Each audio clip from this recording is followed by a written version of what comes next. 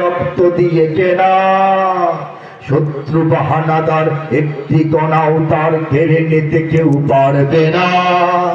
রঙের তুলিতে আঁকা সবুজের ছায়া ঢাকা সুজলা সুফলা পরিপাটি, লক্ষ শহীদ গাজী রেখেছে জীবন বাজি করেছে স্বাধীন এই মাটি।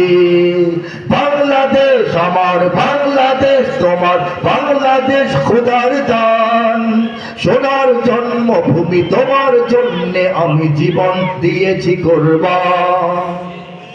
একটা জমিন রক্ষার জন্য আমরা মুমিনরা জীবন কুরবান করবো কেন? শুধু জমিন নয়, ইসলাম কায়েমের জন্য আল্লাহর পক্ষ থেকে দেওয়া হয়। এই জন্য এই জমিনের একটা ইঞ্চি আমরা পৃথিবীর কোন শক্তিকে দিয়ে দিতে রাজি না। কথা ঠিক কিনা? আল্লাহ পাক দিয়েছেন যে যাও দিলাম 20 কোটি মুসলমান মারাই দিলাম, আর জমিনও দিলাম, তোমরা ইসলাম কায়েম করো। আমাদের করতে দেরি উঠেছে, এই জন্য কি জমি দিয়ে দিব? জমি দিয়ে দিব? দেওয়ার লোক আছে, ক্ষমতায় টিকে থাকার জন্য ভারতের গোলাম হয়ে যাওয়ার লোক আছে, ক্ষমতায় যাওয়ার জন্য আমেরিকার পা চাটার লোক আছে।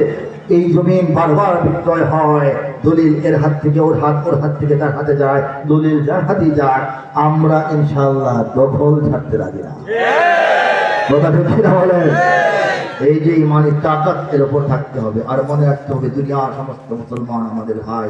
আমরা মানচিত্রের পরিচয়ে সবাই বাংলাদেশি, পাহাড়ি হই, বাঙালি হই, হিন্দু হই, বৌদ্ধ হই, খ্রিস্টান হই, বাংলাদেশের নাগরিক। আমরা ভাষার পরিচয়ে সবাই বাঙালি, যেহেতু বাংলা ভাষায় কথা বলি এই জন্য। কিন্তু আমাদের বিশ্বাসের পরিচয়ে আমরা সবাই মুসলমান। আমাদের নির্দিষ্ট কোনো সীমানা নাই, নির্দিষ্ট মানচিত্র নাই, গোটা দুনিয়ায় আমাদের, ঠিক কিনা বলে?